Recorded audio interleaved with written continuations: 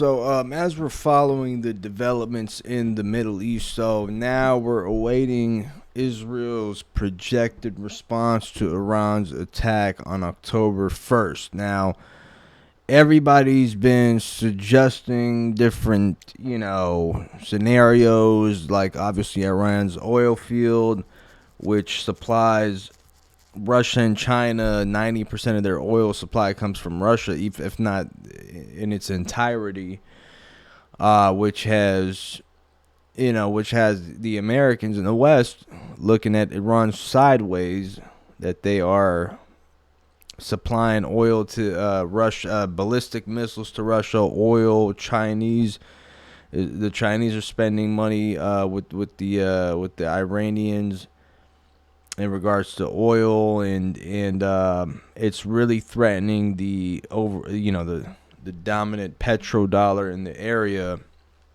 And Iran's really been this country that's similar to Russia, China, and some of these other countries. They're very independent.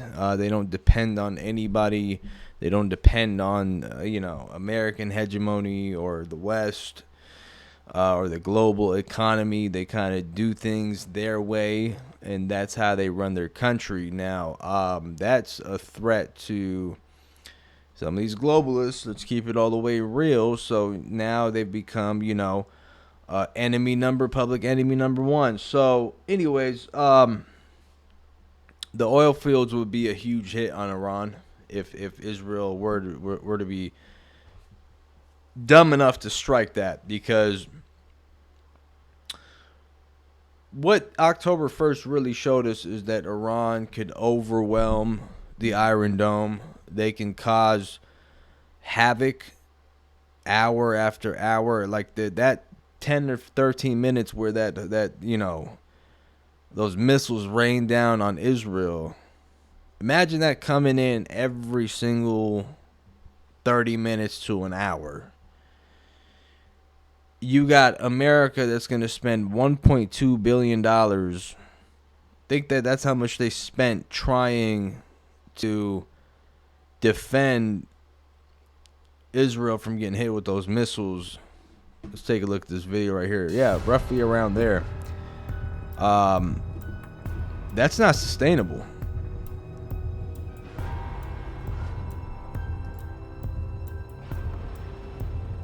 Two U.S. Navy destroyers fired 12 missiles to stop Iran's assault. $1.2 billion to restock arms after Iran Houthi attacks.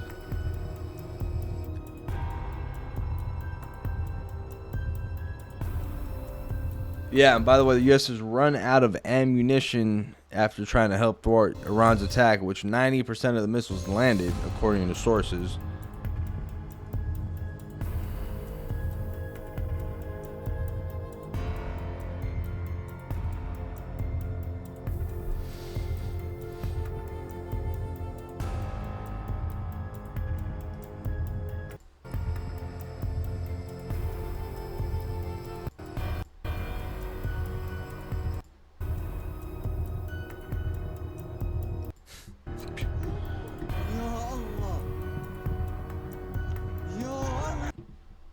Yeah, man.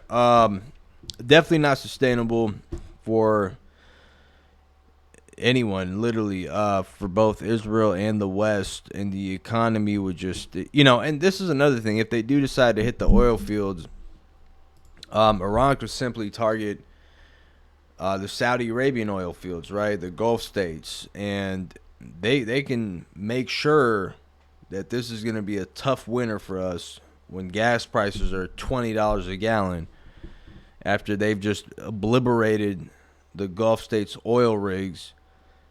And, they don't even have they can't, get it to Europe and some of these other countries, and we're paying $20 a gallon for gas.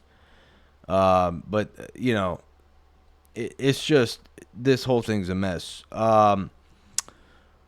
Now, there has been some information that has leaked as to what Iran's next step is when it comes to, like, let's say Israel does decide to respond to Iran. Some people have leaked out a general actually spoke about what their next target would be.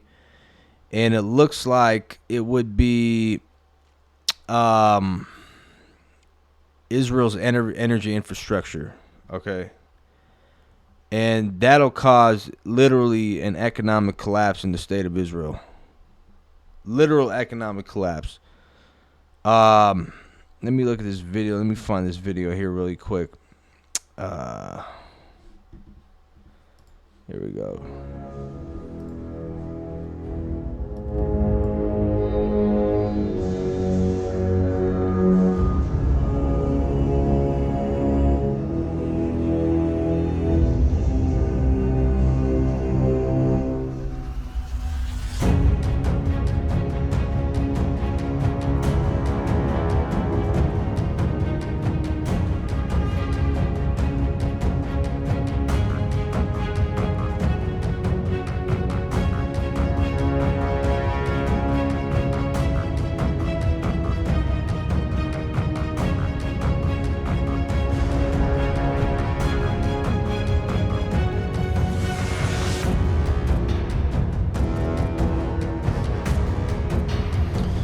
You warned Iran would target Israel's energy sources, refineries, and gas fields.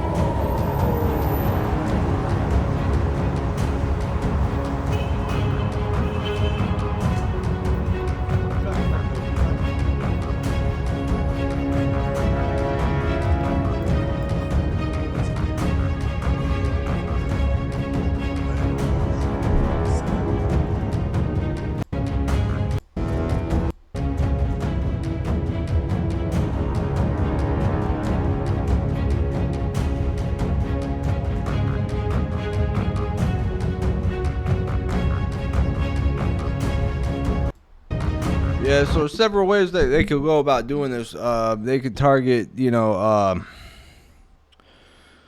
Iran's communication, transport, financial networks. They could target the oil fields, which is really, the reason they have so much money that they could spend on resistance groups and the war in general, because, it costs money to go to war. So they're replenished, their economy's booming.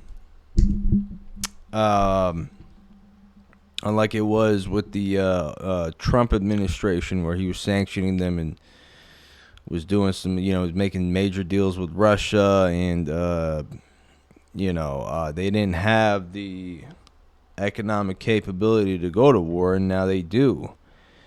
And so this is just either or. Any scenario here is a disaster for America, which it's not sustainable anymore. I'm going to be honest with you guys.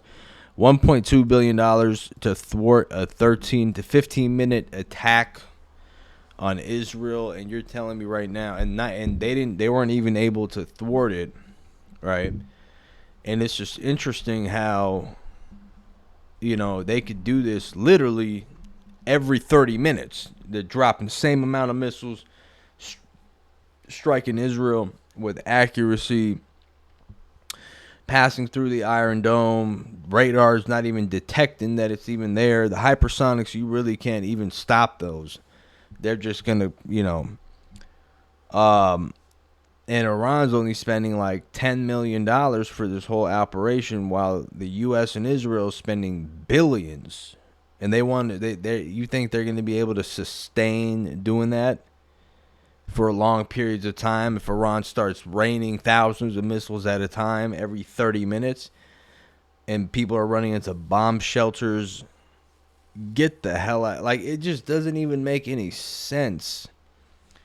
Really doesn't make any sense. Like, it's crazy how this guy does not want to just sit down and make a deal and just get back to, like, what are you're literally going to bankrupt the entire world if this goes on for another 2 years. Okay, and we're not starting to feel the effects of it. Well, we are, even in the West here. But I mean, you're talking about like if Iran hits those oil fields in the Gulf states, man, you'll be surprised how expensive gas is gonna get. I don't even want to think about it. And all you have to really do is just sit down and just say, hey, you know what? I'm good. I'm good. Let's make a deal. Let's stop this thing. Because I really don't think some of these countries want to obliterate Israel, like it's stated. I don't think these countries really want to. Some of these countries will, they'll negotiate. They'll make a deal. Even Iran will negotiate and make a deal. But it's these other players that don't. They want to continue prolonging the war. So it's wild, man.